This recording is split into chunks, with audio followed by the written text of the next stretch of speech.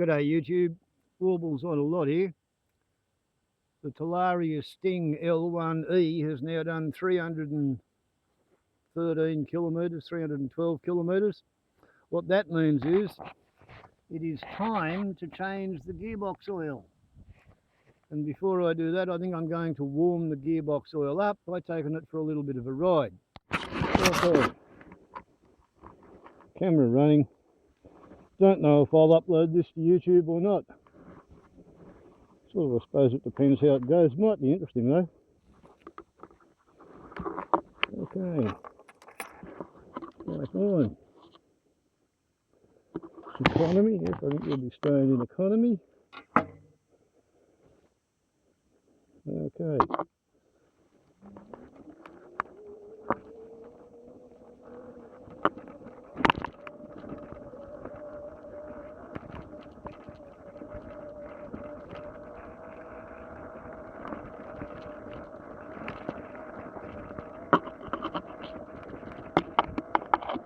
I have no idea how hot the gearbox is going to get going for a ride on property, and I'm probably not going to be very bloody adventurous because I've never done this before. Motorcycle off-road.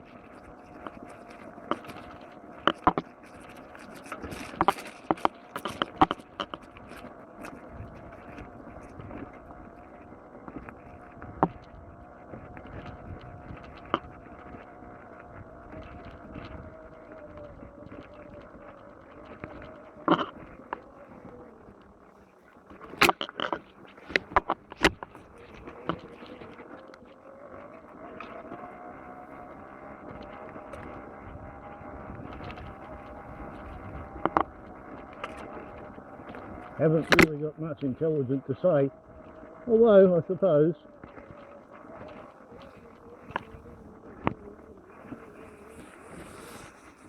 regardez-vous, the firewood pile. What I just constructed before I figured out that it would be a better idea to take it to the dump and continue to try and build a bigger pyramid. There's a tree up there I've got to cut off.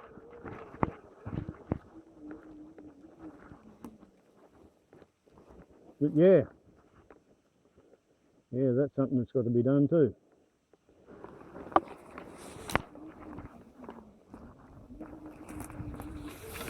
And I can't see shit in here, but I have walked all over it.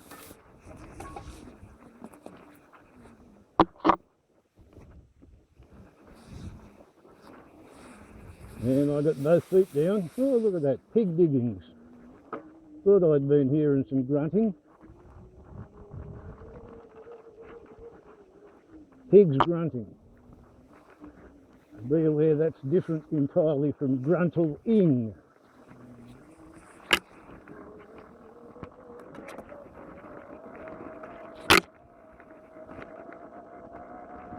Gruntling is what people do before they become disgruntled.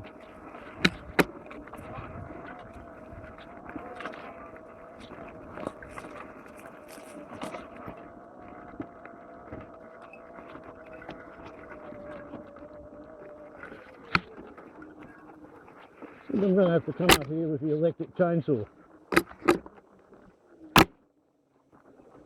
Or maybe the electric brush cutter.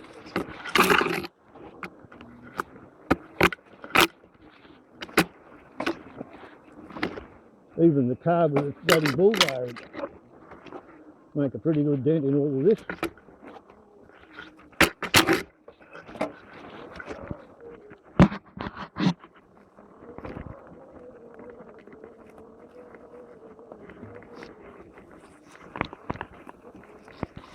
Actually fucking off-road.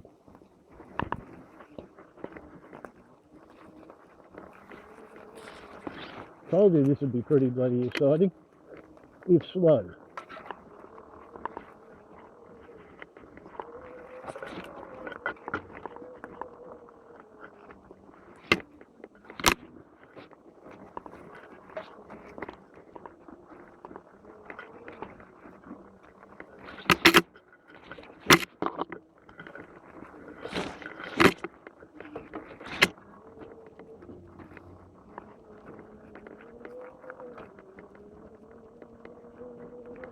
I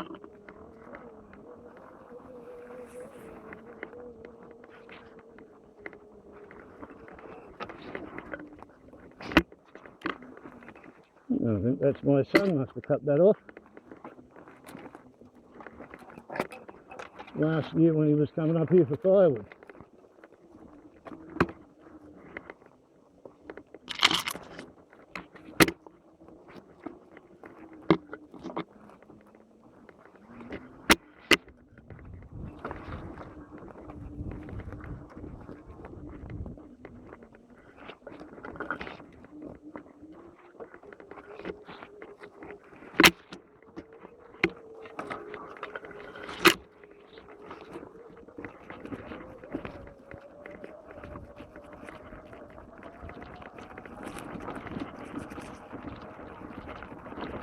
Hmm, 12 kilometres an hour.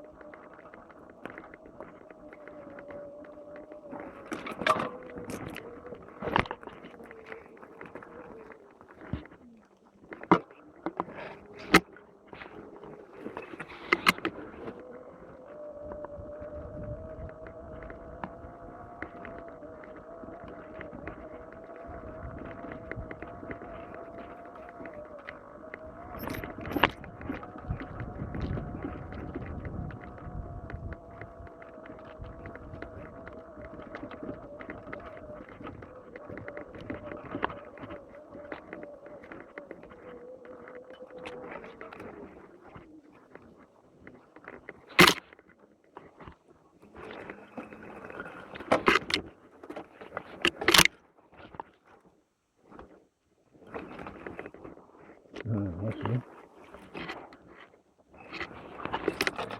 Every time the T-tree hits the handlebars, it triggers the brake lever.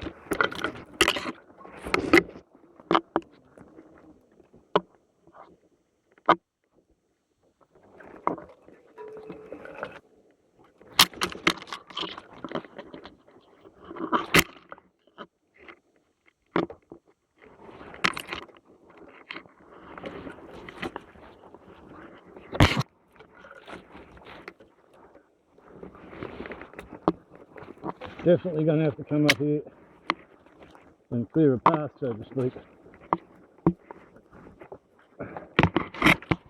before I try and miss again.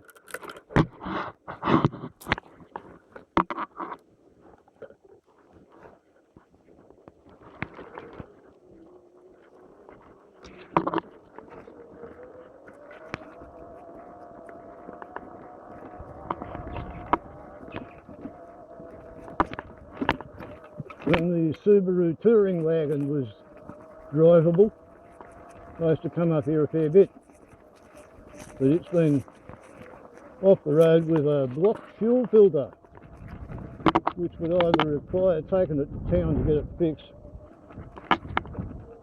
or rigging an alternative fuel tank. I haven't quite figured out what I'm going to do yet. So anyway, this is halfway to my back boundary, under the power line.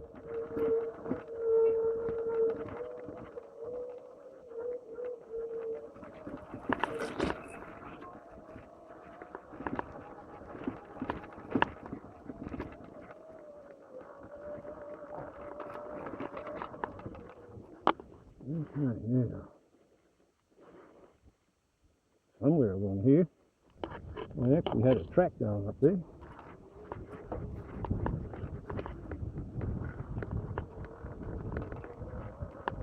I think this might be it. If so, let's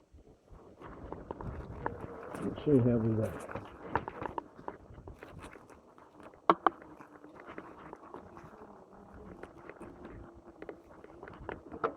I think I'm actually off the track.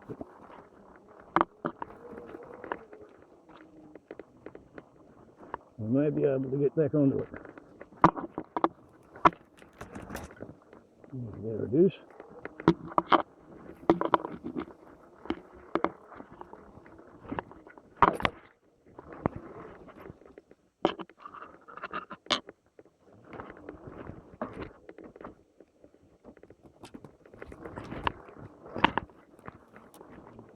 This is truly very exciting from my point of view, probably boring as shit for anyone who's watching.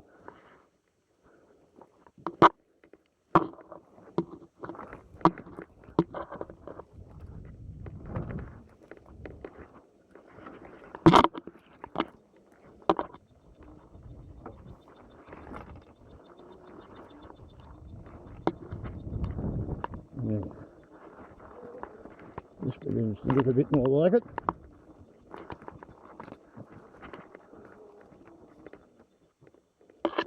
But to be honest, I think I might have had enough of this until I come back and sear it a bit more better.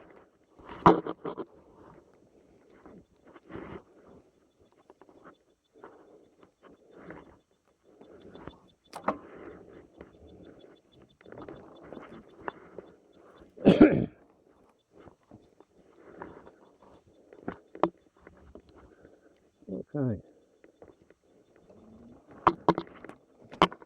I think this wallaby track might work better.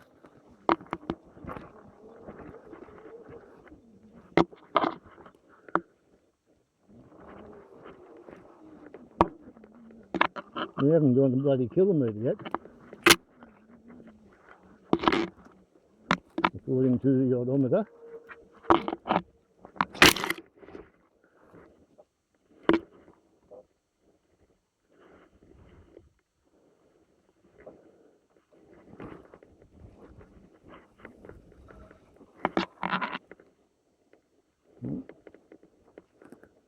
Might have been a bum steer.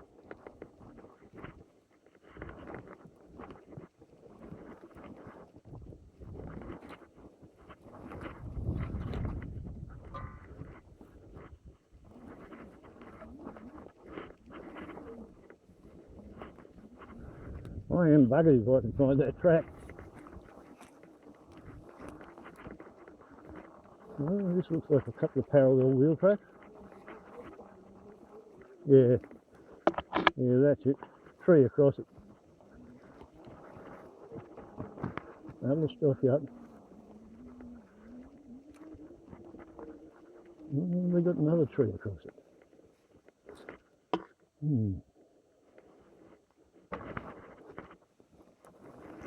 See that brake throttle interaction?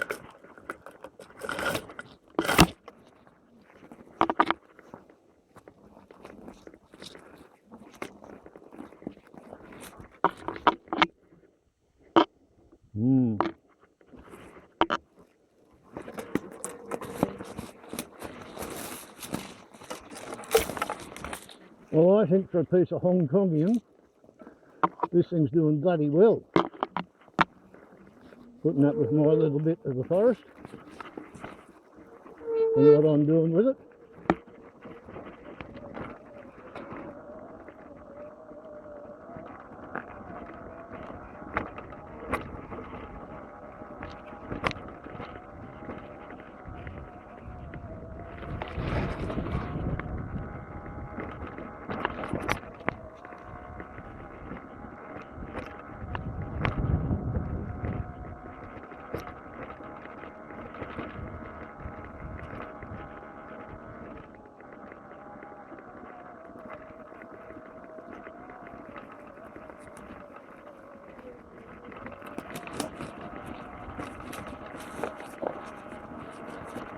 Oh, 1 kilometre.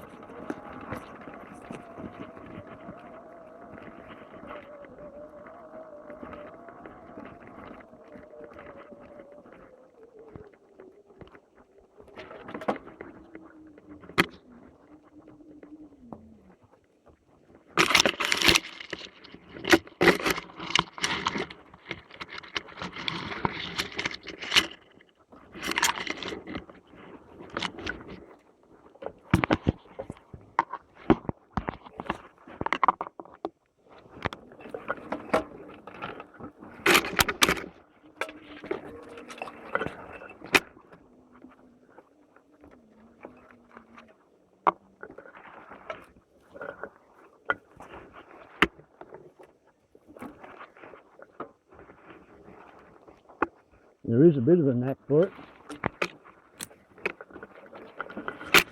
it's not much of a game I've got to play.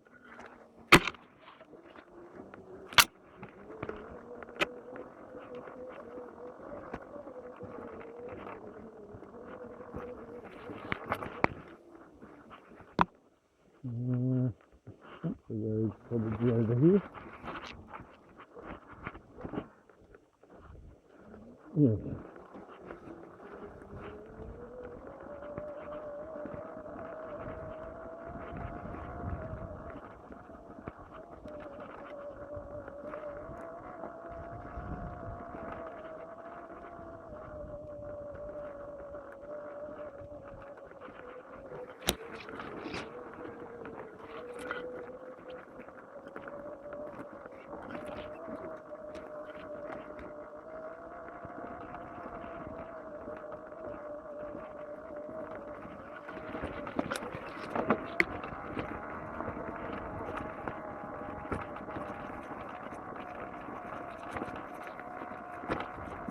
Bit interesting with the sun so friggin' low. Better when I'm in the shade.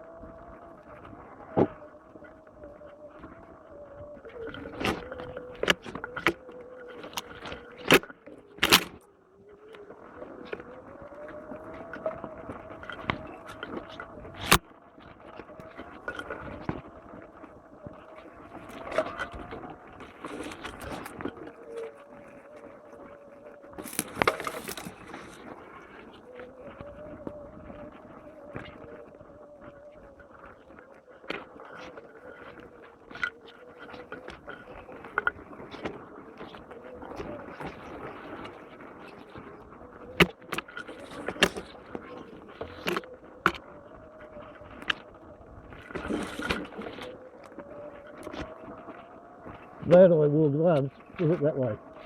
Might not have worn the heaviest gloves, but I am kind of sweating under all this.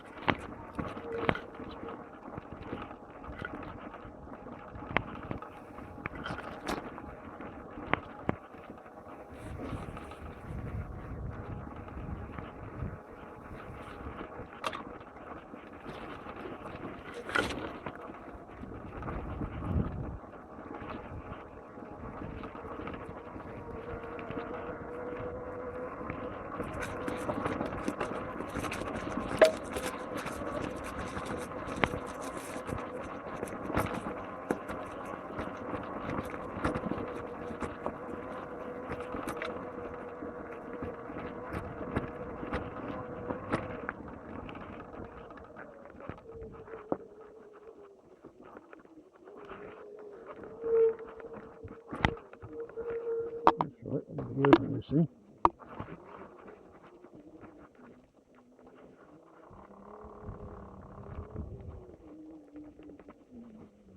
I wanted about here. Right. Interrogating. 313, 15 minutes, average 6 kilometres an hour. Maximum speed 54 kilometres an hour. I flat out refuse to believe it.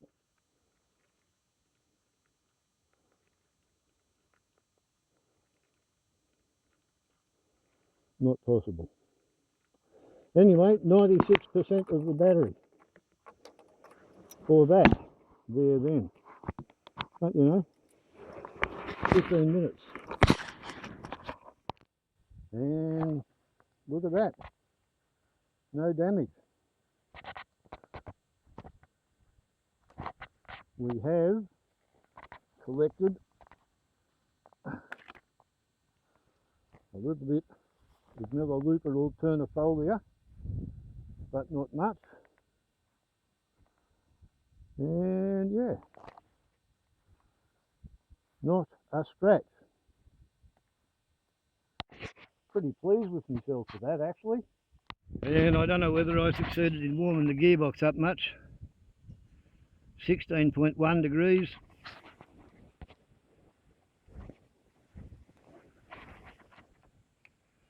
The motor, 17.9 degrees. It was 18 last time I looked. And the ground in the shade, 12.8. We'll see what we will see. After the application of the Allen key to remove the screw,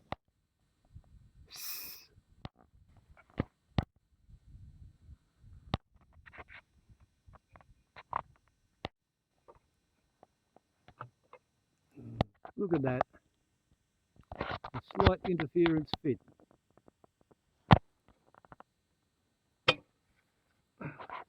However, that peels down to reveal another two. One there and there. And those four gets us to there, and that is the gearbox dipstick. And that, with this little blue bit of paint on it, is the gearbox drain. Okay, I think this might work. Now the reason we're using a pitted Morello cherry jar is because I'm absolutely fascinated to see what's going to come out of this, because it's not actually quite my first rodeo. When I had done 200 kilometres riding the bike, I happened to come across the instruction in the instrument in the user's manual to drain the gearbox oil, and I thought, shit, that's interesting. At 300 kilometres, and they tell you how to do it, and it's quite the interesting procedure. What they say to do is to loosen this and take it out, and oil should drain out of it after you undo the dipstick to let the air in. However, if the oil fails to drain out of there, they say you got to clean the plug of metallic particles that will have formed on the top of the magnet that's on the end of that drain plug. So, as I said on the middle of a ride to somebody or other, I think they've got some idea of what's going on in their gearbox manufacturers that I don't want to really think about. But anyway, what you've got is, this is what comes off the motor. This is a middle gear, and this is the output gear, and that goes over to the chain. And that plastic pipe coming off there is a breather pipe, which it has this clamp on it fitted at the factory, and when it arrives here, the first thing it tells you to do is undo that clamp to allow the gearbox to breathe. And I've just checked that, and that joint there is dry, so it hasn't been blowing out there. So anyway, the first time I undid this, what occurred surprised me greatly, was because oil started to piss up here. Now I look at it, I understand why. It's because the final drive is a hell of a lot higher than this, and if there was oil up there, it would in fact trickle down. They really only want you to fill it to there, so there's oil in the bottom half of it. Okay, that doesn't worry me as much as it did the first time I had a crack at this, because when I did that, yeah, oil welled up in here and started to drip, drip, drip out, and that was part one of the shit oh dear reaction. Part two of the shit oh dear reaction, the oil was white. And normally when your oil is white, what that means is there's water in it, but it didn't look or feel like an emulsion. It looked and felt like the oil was white, like maybe some kind of synthetic bearing treatment, latter day work hardening case, hardening of the teeth treatment, I don't know. I'm hoping that was it, because if not, then yeah, they've sold me a motorbike with a gearbox oil full of water, and I've just ridden it for 300 kilometres before obeying the manual and dropping the oil out. We will see. However it turns out, I'm going to catch it in that glass jar and then seal it and put it beside my fire and see whether tomorrow morning it settles out into oil and water. Maybe I'll do that for a couple of days and I will find out. But anyway, that's what's afoot. And here's the funny bit, the 15mm socket does not fit the drain plug.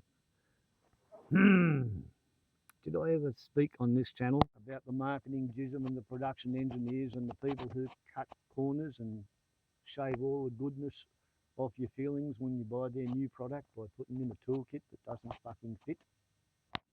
They demand you go through this bloody performance only about 7 or 8 hours into owning the bike, and then they supply you with tools that fail to fit.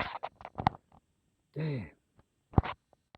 And I've been saying to people, this isn't Chinesium, it's Hong Kongium, a better grade than Chinesium. It just gets better because there's not enough room unless you take that bracket off, involving taking them off, to get a socket onto it. 11/16 more or less almost fits. Can you see that 5-pointed star? That was my grandfather's Wheelwrights Guild stamp marking. Hardened steel. He used to put it onto all his tools. And I really think my grandfather's crescent wrench is going to have the tightest grip on that bloody drain plug. And that worked.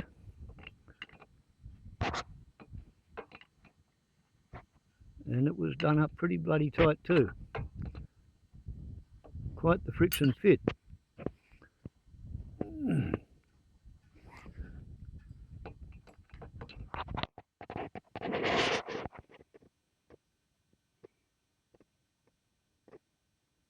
There's white dried shit on the plug, and yes, it's coming out.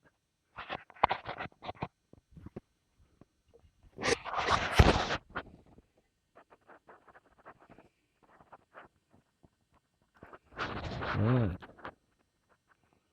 Like I said, what's coming out is white, and I can see black bits in it. Golly gosh, gee darn shucks.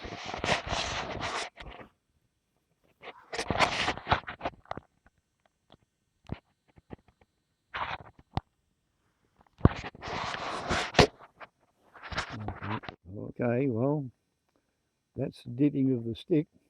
This is the draining of the plug. Dipstick's out. Oil has stopped draining. But yeah, I can see some black stuff that's come out of it, which is kind of alarming.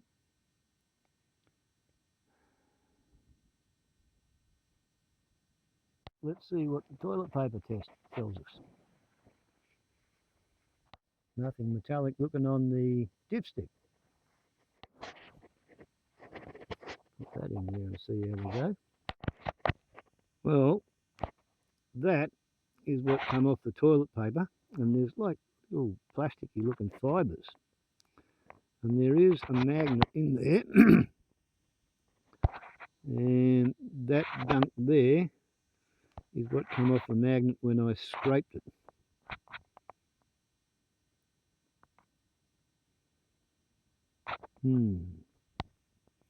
Anyway, I'm at a bit of a loss to know what to do with it now, how long I should leave it. Slowly dripping that white crap out. Well, I just stuffed the toilet paper up inside the drain plug and nothing horrible came out of it, so I'm prepared to think well of the situation. Probably well enough to go and make a cup of coffee and come back and look at it, and then I'll stick this back in and give it some gearbox oil. And I might change it again after maybe another 100 kilometres. Let's see how it likes it then. Because according to the book, you don't change it for 1,000 kilometres after this 300 kilometre dump the oil. So I'm thinking, hopefully the next lot of oil doesn't come out of it looking like that. Okay, so here we go. There's the dipsticking of the cap. There's a little diagram. And it tells me after changing the gear oil during the run-in period for 300 kilometres, change the gear oil every 1,000 kilometres, gear oil model CL5 85W90. None of that in Glenniness. However, I have to hand some really shit hot Penrite premium mineral gear oil. 80W90, and it says it may also be used where SAE90 and SAE8590 oils are recommended. Blah, blah, blah, blah, blah, blah, blah, blah, blah, blah, blah, blah, blah, blah. Marketing jism, it all comes out of the same bloody hole in the ground, really, and it gets here on a boat from overseas. At least such is my conjecture, and let's hope I'm not about to do something absolutely diabolical to the gearbox by putting this in there where that white poo just came out of. I'm really hoping that that's some kind of a cleaning agent to get rid of manufacturing residue that they knew was going to be in the gearbox. And this is the only way to get rid of it. But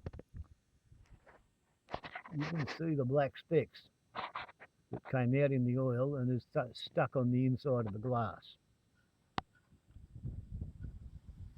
Quite a daunting thing to find on the new $7,000 list price motorcycle, which is consuming something like $20,000 by the time the bloody thing gets on the road and running and has its solar panels on the roof of the shed holding all of its gear. I mean, just the bloody Evel Knievel suit to save yourself the gravel rash when you fall off, between the hat, the jacket, the trousers, which are on the way, the gauntlets, nearly $1,000 there.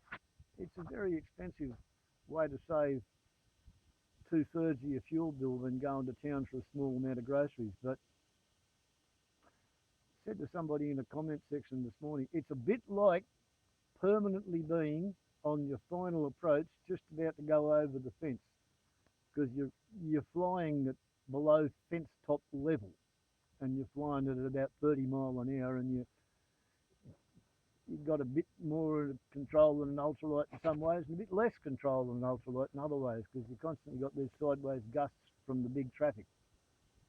Certainly not boring, and sometimes it is scary. Anyway, let's see what happens with the gearbox oil.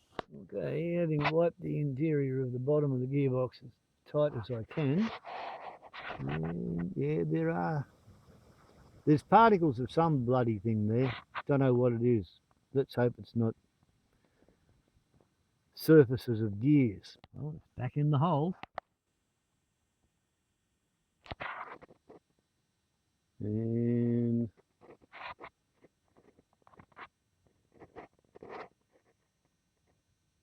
I got the light in the jar,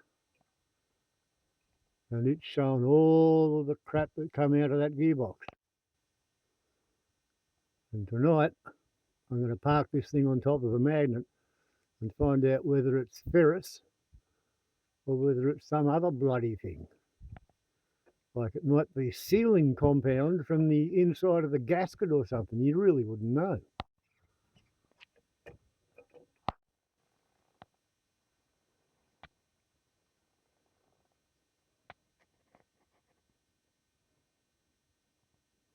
It's not going to bloody show too much. Anyway, I'll have a look at that tomorrow. I am certainly delighted to have read the manual and discovered that I had to do this, because whatever that is, I'm pretty sure it's not supposed to stay in there. And it went back in finger tight.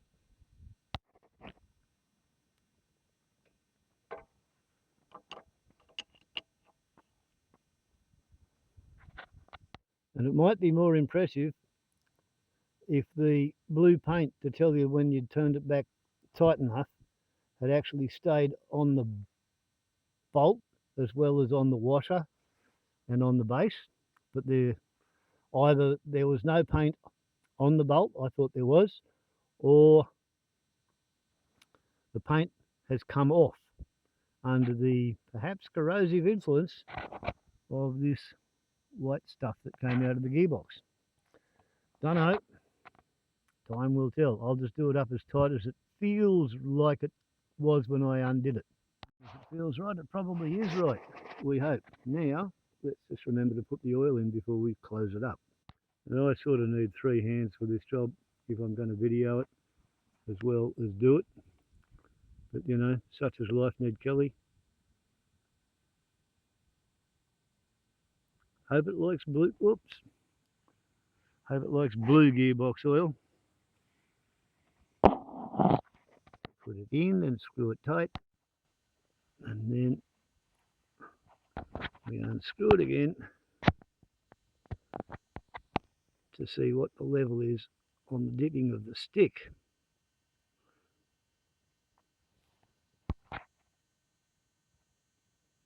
And it says I've got to put a fair bit more in because the bottom of the thread is the top of the dipstick. Obi-Wan Kenobi, you can see the oil sitting at the top of the dipstick at the bottom of the thread in the dipstick well on the gearbox on the electric motoring of the cycle. Now that's the thing I'm wonderful. Wobbles on a lot, still and pleased with himself, and hopefully Robert M. Persig would approve. Bonus points for everybody who can tell me in the comment thread what book was written by Robert M. Persig and why I think that is relevant to today's exercise. I'll give you a hint. In order to understand the meaning of life, the universe and everything, you must first study the sound.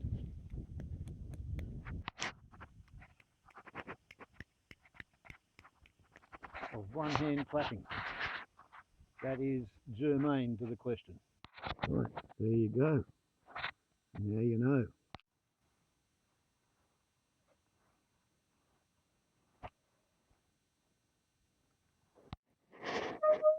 Warbles the old fart.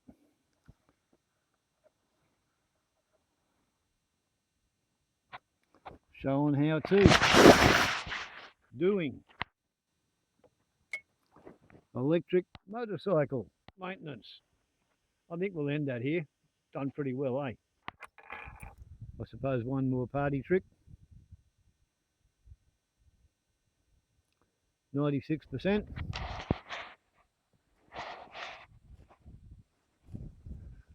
That's what it looks like from behind.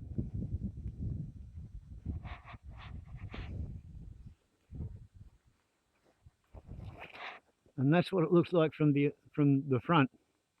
Two 13.5 watt 12 volt LEDs at the front. And any time you turn the headlights on, yeah, it lights up like a bloody Christmas tree.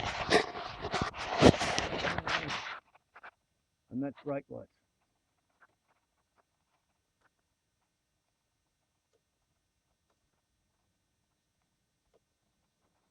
And that's as far away as I can get the camera.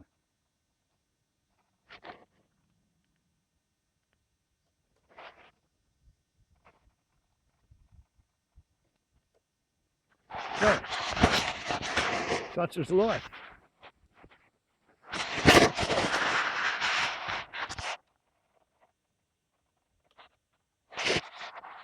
Hope that's proven.